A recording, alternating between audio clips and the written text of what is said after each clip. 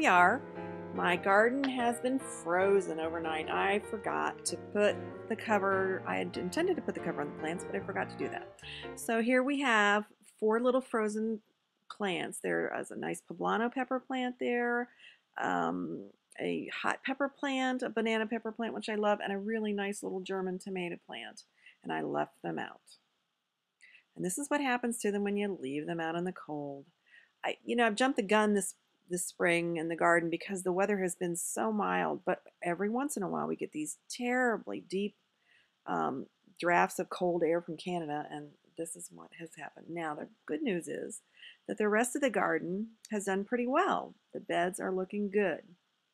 My husband came out or trotted out early this morning, and he covered the bed and all the beds, and I think he saved them, most of the plants in the bed. So the chard looks good, the garlic looks good, my new arugula and spinach look good. I have a few beets in that bed, and I have some lettuce that I wintered over under the hoops, and there's my arugula.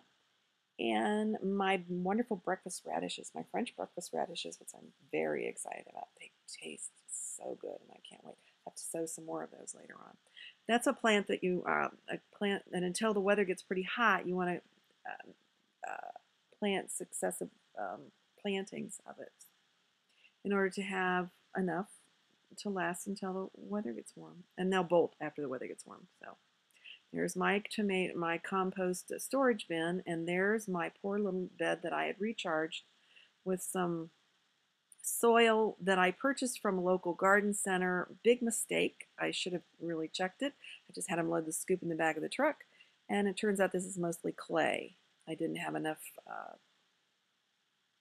compost around to really augment the soil well, and I planted it anyway. And these little plants are struggling. There's some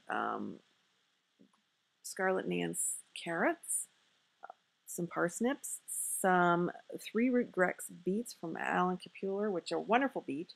Couldn't find them from Fedco Seeds, so I actually contacted Alan Capuler him personally, and he sold me some seeds. So you can still do that. His Peace Seeds is his website, and you can contact them, and they will sell you these wonderful seeds, even though Fedco doesn't have any more for the season.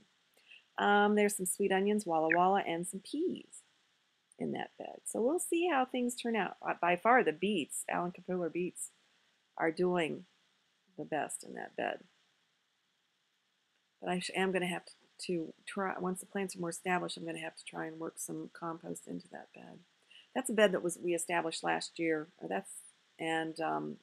it has been recharged with a layer of mulch or a layer of alfalfa, some bone meal, blood meal, another layer of straw underneath there, and some lousy topsoil and compost. And I did mix in some earthworms castings into that soil. So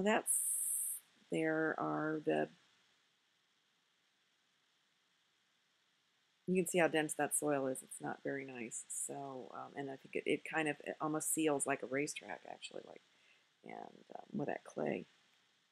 So I'm going to have to do something about that bed.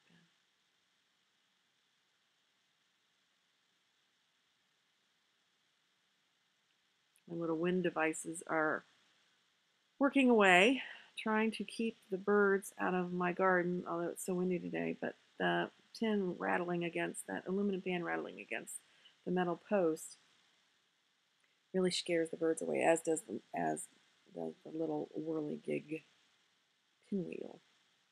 This is the bed that I have fed pretty much, I have used to donate crops to produce to just about every food bank in this area, and I have donated fresh greens to the Cincinnati Drop-In Center, which is a homeless shelter in downtown Cincinnati. The thing about the homeless shelters and the free stores, the food pantries, they don't get a lot of fresh vegetables, so they're really, really happy to see me walking in the door with a huge garbage bag, garbage liner loaded with greens. And in that bed I have Swiss chard, I have red mustard there at the end, which is a beautiful plant. A lot of that was just a volunteer reseeding, and there are collards and a little bit of kale in that bed. And as you can see, they wintered over. They're huge, and they've mostly gone to seed. So I think in the next few days I'm going to pull that bed out, except for the chard at the end there that you can just see the yellow chard, and that red, some of that red mustard. And the rest of that bed is going to be, I may have to pull the whole thing. And then recharge it with another layer of bone meal, blood meal, alfalfa, more bone meal, blood meal, straw, and then new lovely the mixture of compost and lovely garden soil that I purchased. I also purchased a scoop of horse manure, composted horse manure from the local racetrack. If you live near a racetrack and you are looking for good composted horse manure, you might give them a call. A lot of tracks now, to supplement their incomes and to deal with the problem of an overload of horse manure, are composting their horse manure. And so that's the spring Frosty tour of my garden. And as you can see, the hoops there, and I'll probably have to use them again tonight.